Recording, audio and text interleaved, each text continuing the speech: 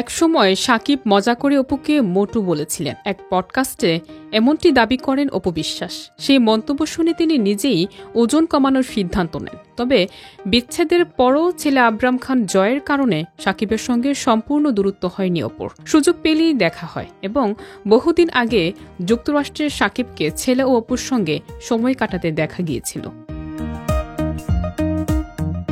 অপু এক পডকাস্টে বলেন, সেন্ট্রাল পার্কে ঘোড়ার চড়ার সময় আমি একটু দেরি করি। জয় আইসক্রিম খেতে চাইলে আমি সেটা আনতে গিয়েছিলাম। ফিরে এসে দেখি জয় আর তার বাবা ঘোড়ায় উঠে গেছে।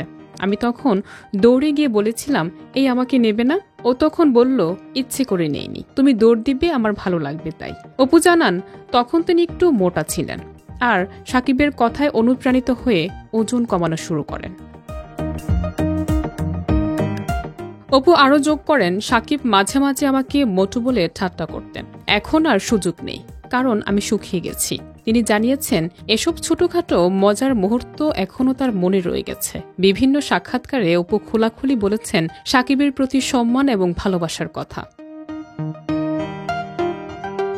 অপু বিশ্বাসের এই কৌতূহলপূর্ণ স্মৃতিচারণ শুধু ফ্যানদের মনোরঞ্জনই দেয়নি, বরং তার ও সাকিবের সম্পর্কের সৌন্দর্য তুলে ধরেছে।